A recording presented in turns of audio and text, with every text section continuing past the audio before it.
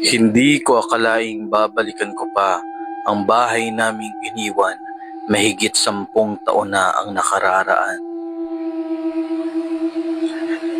Matagal na itong walang nakatira mula nang pumanaw ang aking mga magulang sa isang aksidente. Simula noon, iniwan ko ang lahat, ang mga alaala, ang mga gamit, pati na ang lumang bahay na itinayo pa ng lolo ko. Pero ngayong may balak na akong ibenta ito, napilitan akong bumalik upang ayusin ang mga dokumento at linisin kahit papaano. Tahimik ang buong paligid nang dumating ako.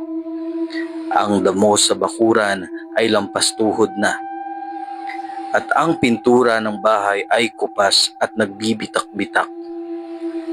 Pero higit sa lahat, ang katahimikan ang bumungad sa akin. Iba ang katahimikang iyon.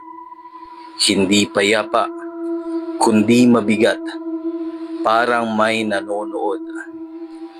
Pagpasok ko sa loob, naamoy ko kaagad ang halo-halong amoy ng amag, alikabok at luma.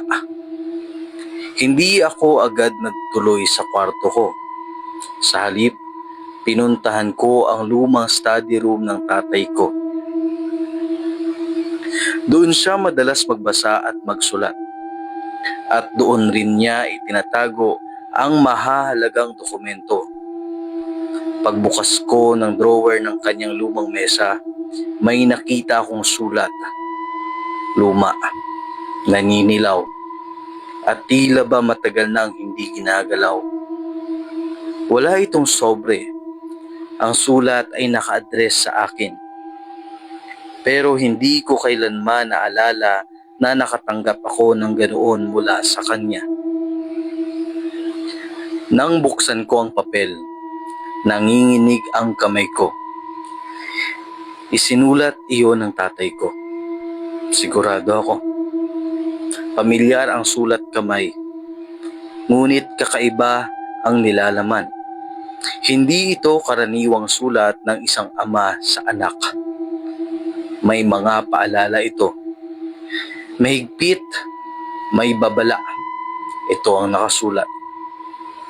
Anak, kung binabasa mo ito, malamang ay nandoon ka na sa bahay. Huwag mong bubuksan ang aparador sa ilalim ng hagdan. Huwag mong pakikinggan ang boses kahit gaano ito kakumbinsing humingi ng tulong. Huwag kang titingin sa salamin pagkatapos ng 2:00 ng madaling araw. At higit sa lahat, huwag na huwag mong papansinin ang batang lalaking nakatayo sa dilim. Kahit anong mangyari, huwag na huwag mong kakausapin. Nanlamig ako habang binabasa iyon. Una kong inisip na biro lang ito ng tatay. Pero kilala ko siya. Hindi siya mahilig magbiro, lalo na sa mga ganitong bagay. At higit sa lahat, hindi ko maintindihan kung bakit kailangang magsulat ng ganito. Maya-maya pa, nakarinig ako ng kaluskos mula sa may hagdan. Mabigat ang bawat hakbang. Dahan-dahan akong lumapit para silipin kung ano iyon. Walang tao. Ngunit may bahagyang nakabukas na pinto. Ang aparador sa ilalim ng hagdan. Hindi ko maalala kung kailan pa iyon huling binuksan. Laging nakasara iyon at wala namang gamit sa loob. Lalapitan ko na sana si Renz. Pero bigla kong naalala ang sulat. Tumigil ako. Sa gilid ng aking mata, may naaninag akong anino sa may sala. Maliit ito, parang bata. Nakatayo lamang at nakatitig. Muli kong binasa ang huling linya ng sulat. Huwag mong kausapin. Ngunit narinig ko ang boses nito. Mahina. Parang humihingi ng tulong. Kuya, tulungan mo ako. Malamig dito. Nanigas ako sa kinatatayuan ko. Hindi ako kumibo. Pilit kong nilabanan ang pag-usisa. Mabilis akong umakyat sa kwarto ko. Isinara ang pinto at tinakpan ng mga unan ang aking tenga. Doon ko na lang iniyakan ang takot ko. Habang paulit-ulit na naririnig ang boses sa ibaba.